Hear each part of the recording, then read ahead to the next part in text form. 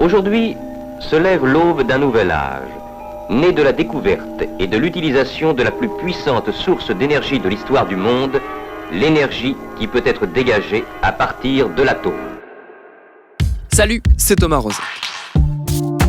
Non pas que j'aime particulièrement raconter ma vie, mais cet épisode, il part d'un constat tout à fait personnel. Il y a 40 ans, en 1980, quelques années avant ma naissance, mes parents ont participé à un grand mouvement de protestation très médiatisé à l'époque, celle de la lutte contre le projet de centrale nucléaire à Plogoff, dans le Finistère. Un mouvement sévèrement réprimé, mais victorieux, puisque la centrale en question n'a jamais été construite. C'est près de la pointe du Raz, à l'extrémité du Finistère, que l'EDF veut installer une centrale nucléaire de 1300 MW.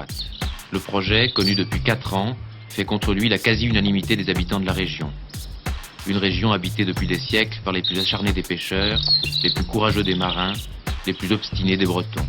J'ai donc grandi, comme pas mal de gens de ma génération, élevé par des parents écolos, avec comme pierre d'achoppement de ma conscience militante, la lutte contre le tout nucléaire. Aujourd'hui, avec l'urgence climatique, la question de la crise environnementale est partout. On pourrait donc se dire que les écolos ont au moins gagné la bataille des idées. Sauf que le nucléaire, paradoxalement, jouit d'une superbe tranquillité. Pire, l'industrie de l'énergie se donne beaucoup de mal pour se présenter sous un joli vernis tout vert, usant de l'argument choc de la nécessaire réduction des émissions carbone pour présenter le nucléaire comme seule alternative propre. Un renversement intellectuel qui nous interroge. Où est passée la lutte anti-nucléaire ? C'est ce qu'on va tenter de comprendre avec notre épisode du jour. Bienvenue dans Programme B.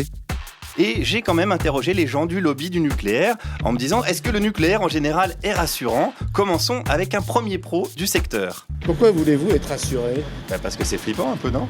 Non, rappelez-vous, enfin non, vous ne le connaissiez pas, moi non plus, mais il y avait une publicité de l'époque sur la radioactivité, c'est bon pour la santé. Cette interrogation, je suis allé la soumettre à quelqu'un qu'elle concerne très directement. C'est Alix Mazouni. Elle est chargée de campagne énergie à Greenpeace, l'ONG dont un des piliers est justement la lutte antinucléaire.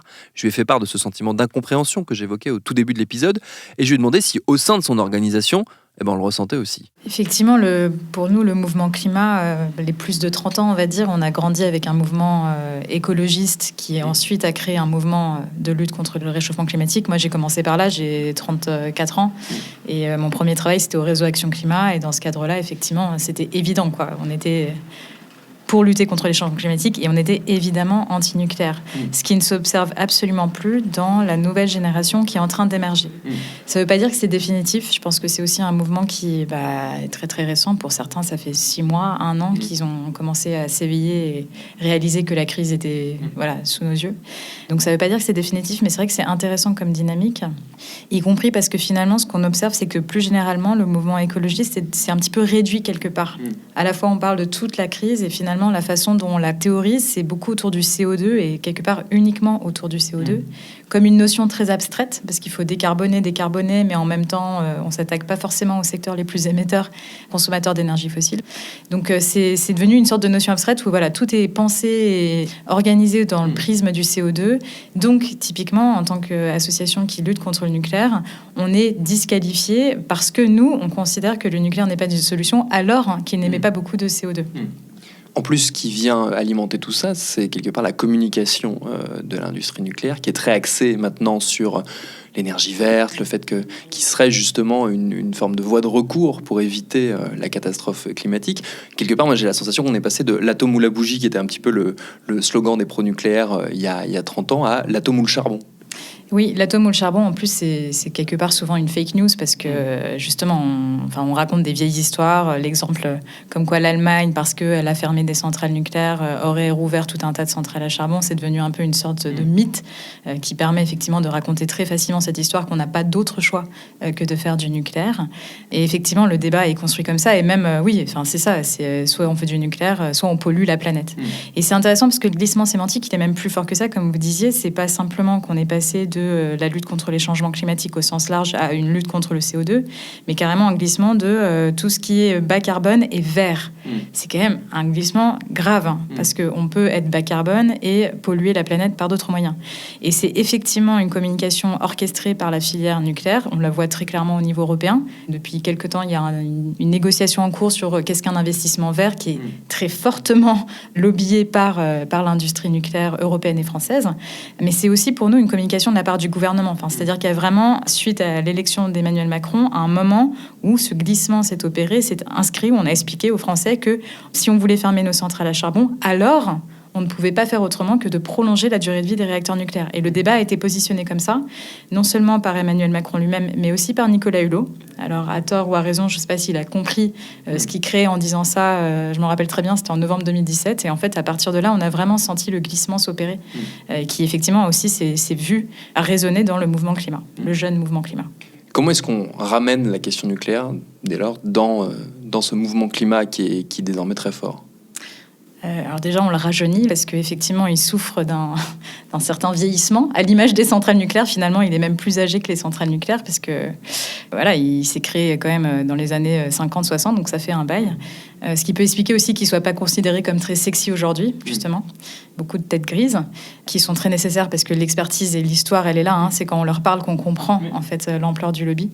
Après, je pense qu'un problème qu'on a et justement sur lequel il faut qu'on travaille, c'est le fait que comme il n'y a pas de débat démocratique sur le nucléaire, il n'y a pas de moment où on peut avoir une prise, où on peut se sentir concerné en tant que citoyen et avoir l'impression de peser sur une décision. Justement, tout se passe à huis clos. Une fois qu'on se rend compte de la décision, elle est déjà prise en fait depuis longtemps. Donc, effectivement, ça n'aide pas. Et finalement, si on observe le mouvement anti-nucléaire, il s'est construit à des moments où justement on a dit on va construire des centrales nucléaires et donc les gens se sont fortement opposés. Il ne faut pas oublier que le mouvement a été très, très, très, très fort. Donc, je pense que ce mouvement anti-nucléaire, il va revenir. Pourquoi ? Parce que le gouvernement est en train, et la filière sont en train de décider déjà de construire 6 réacteurs nucléaires, voire plus.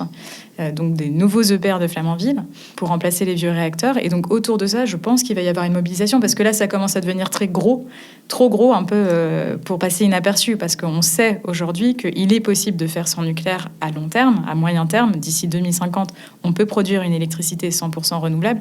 Alors pourquoi réinvestir dans une technologie dangereuse qui va produire des déchets pendant des millions d'années où on remet des sous dans la machine pour jusqu'en 2100 ou même plus, quoi. Donc ça n'a aucun sens. Donc là, je pense que le mouvement anti-nucléaire va se rajeunir, que peut-être le mouvement climat va réaliser ce qui est en train de se passer et qu'il est quelque part en train de se faire avoir. Enfin, le nucléaire, c'est facile, c'est la solution qui permet de dormir sur ses 2 oreilles.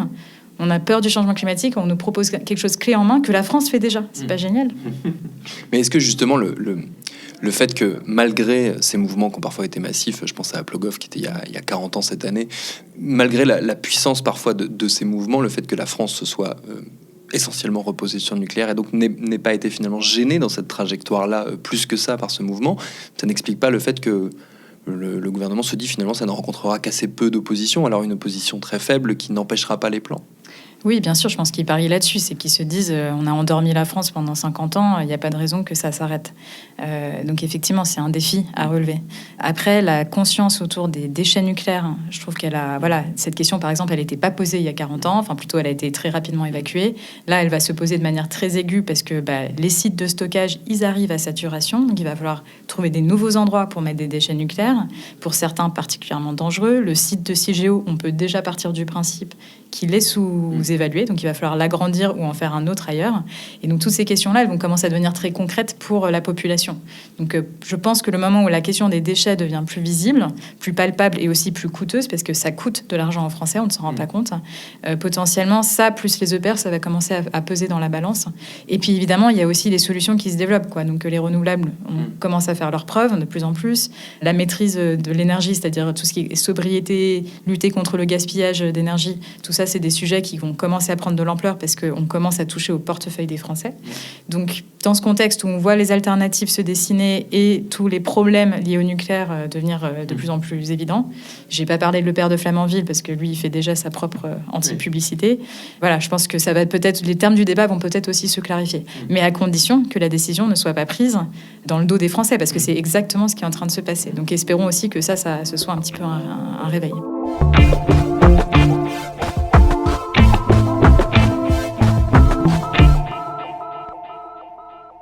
Est-ce qu'une des conditions, c'est aussi que cette lutte, elle trouve une traduction politique, qu'elle revienne dans le discours des acteurs politiques, notamment les mouvements les plus verts ou les plus à gauche, qui ont un peu délaissé ce territoire-là? Oui.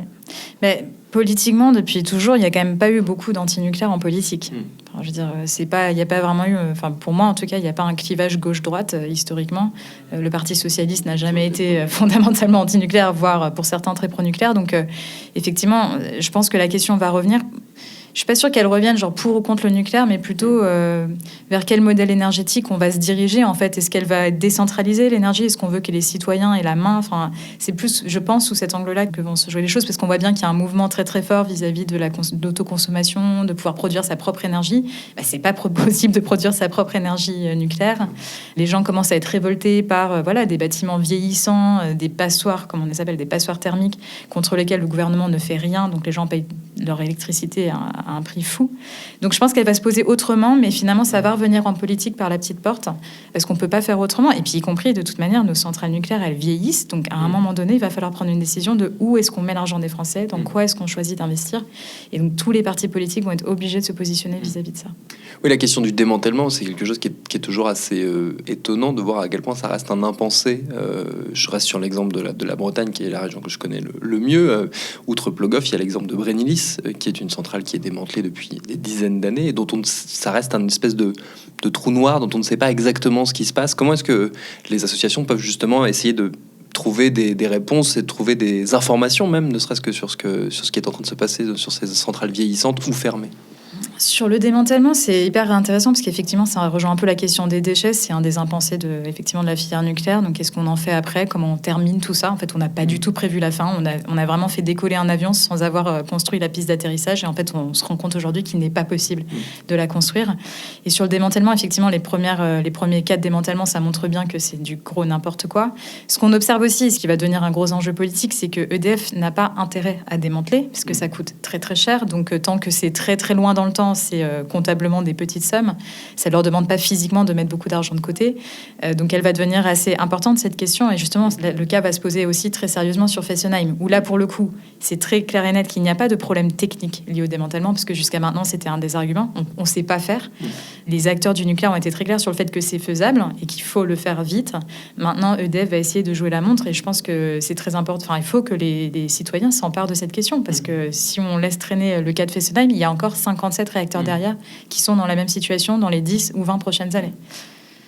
Il y a aussi la question de la sécurité. C'est quelque chose sur lequel Greenpeace s'est beaucoup fait entendre, en tout cas a fait beaucoup de démonstrations ces dernières années, notamment par des opérations coup de poing, un peu pour alerter l'opinion sur la sécurisation ou le manque de sécurisation des sites nucléaires. C'est aussi une manière de faire prendre conscience aux Français, et ça c'est quelque chose dont on a parlé notamment autour de l'accident de Lubrizol, qu'ils vivent à proximité, parfois sans le savoir, dans des zones qui sont potentiellement dangereuses. Effectivement, un des gros messages de Greenpeace, c'est ayez conscience des risques qui vous entourent. Donc le risque déchet, parce qu'effectivement, on avait aussi fait une carte l'année dernière pour montrer que finalement tout le monde vit pas très très loin d'un déchet, qu'il soit dans un camion ou sur un site. Et effectivement, la question de la sécurité, elle est aussi très importante. Alors après, en fait, ce qu'on essaye de montrer, c'est non seulement qu'il y a un problème de sécurité aujourd'hui, mais qu'il y aura toujours un problème de sécurité, puisque le nucléaire sûr n'existe pas, et que les centrales n'ont pas été dimensionnées et ne pourront jamais dimensionner, enfin, elles sont jamais suffisamment protégées contre, par exemple, un risque d'attaque aérienne, un risque d'acte de malveillance, et que les quantités de matières dangereuses qu'elles contiennent sont tellement énormes que, effectivement, c'est un Fukushima bien pire, enfin, ce serait encore pire que Fukushima potentiellement. Donc oui, ça, je pense que c'est notre travail de lanceur d'alerte, en fait, d'expliquer ce que la filière nucléaire essaye de glisser sous le tapis. Il y a un problème de déchets, il y a un problème de sécurité, il y a un problème de vieillissement, quoi qu'ils le disent, parce que c'était le sens de notre action il y a quelques semaines, où on a justement entamé le démantèlement de la centrale du Tricastin symboliquement, pour alerter sur le problème de vieillissement des réacteurs, où là, le gouvernement fait complètement mine d'ignorer que les réacteurs vieillissent, et là, il propose de les prolonger, mais comme si c'était pas un sujet, enfin, comme si l'autorité de sûreté nucléaire allait cocher toutes les cases, parce que politiquement, on a envie de le faire, donc c'est possible. Donc oui, c'est notre travail, on ne cessera jamais d'alerter. Les sanctions sont de plus en plus lourdes, nos activistes, ils prennent cher à chaque fois. C'est une mission trop importante, surtout quand on voit que la filière fait tout, justement, pour essayer de cacher ces informations au public. Est-ce que l'une des difficultés auxquelles se heurte régulièrement le mouvement antinucléaire, ce ne serait pas aussi le fait que rarement est posée la question du changement de modèle? C'est-à-dire que quand on parle d'alternative, c'est uniquement pour substituer et continuer la croissance, voire croître encore plus avec ce fameux néologisme de croissance verte qu'on entend assez régulièrement, et que rarement, en tout cas politiquement, se pose la question de la diminution de la consommation et du reflux du recours à l'énergie et donc du recours au nucléaire. Ouais. La bataille est clairement là et on voit bien tous les efforts du lobby nucléaire pour taire ce sujet, c'est-à-dire vraiment l'étouffer, faire en sorte qu'on n'en parle jamais. Je veux dire, c'est les premiers à expliquer à grand renfort de graphique comment la consommation d'électricité en France va forcément augmenter. Ils ont déjà gagné une première bataille qui est d'électrifier tous les usages, donc de s'assurer que la consommation d'électricité ne peut pas baisser.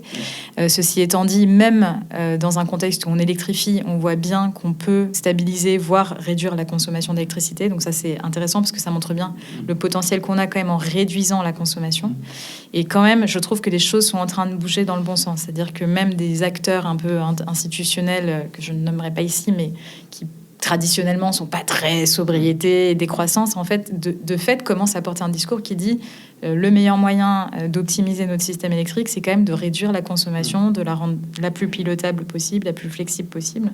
Et que c'est comme ça qu'on sortira du charbon et qu'on peut se permettre de fermer des centrales nucléaires. Donc, de toute manière, elle va être posée, donc tant mieux. Mais effectivement, ce dont on ne se rend pas compte, c'est qu'en France, à cause du chauffage électrique, en fait, on a des espèces qu'on appelle des pointes de consommation. Mais à nous tout seuls, petits pays français, on représente la moitié de cette surconsommation européenne. C'est-à-dire que ce système où le soir à 19h, il y a une espèce de pic sur notre graphique n'existe pas ailleurs. Donc ça, c'est quelque chose sur lequel il faut agir. Et moi, j'hallucine de me dire que ça fait 40 ans qu'on a un problème de chauffage électrique en France sur consommateur et que rien n'a été fait. Donc on voit bien le lobby, il est là. Et en plus, évidemment, il s'est accroché sur des logements sociaux, des endroits où en fait les gens n'ont pas les moyens par eux-mêmes de changer leur mode de chauffage. Ça coûte trop cher ou que c'est même pas possible de le faire. Et du coup, on est coincé dans cette situation où, à cause de ce chauffage électrique, on a tous ces réacteurs nucléaires, alors qu'en fait, si on enlevait cette problématique du chauffage électrique, on aurait beaucoup moins besoin d'électricité tout court, en fait, que ce soit nucléaire ou autre chose.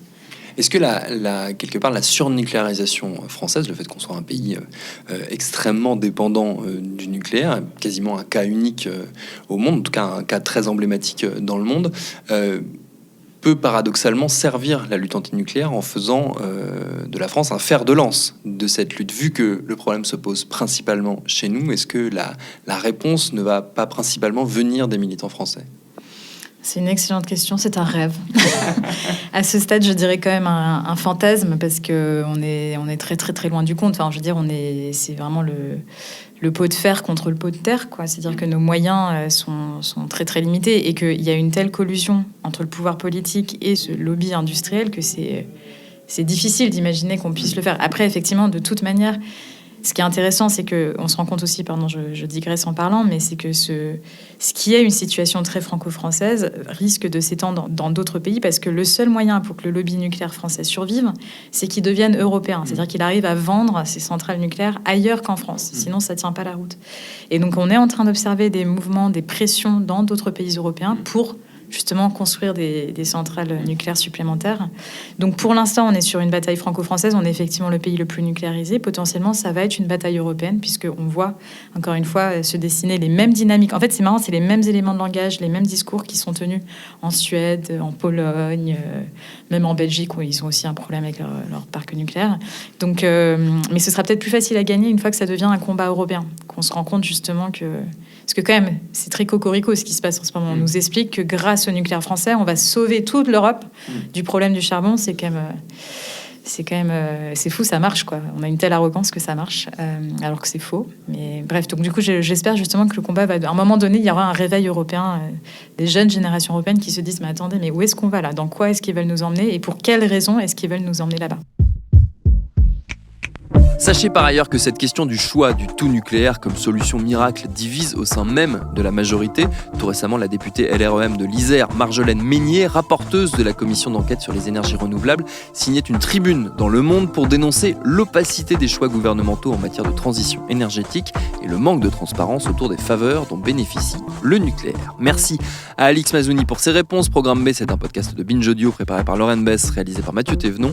Abonnez-vous sur votre appli de podcast préféré pour ne manquer aucun de nos épisodes, Facebook et Twitter pour nous parler, et à lundi pour un nouvel épisode.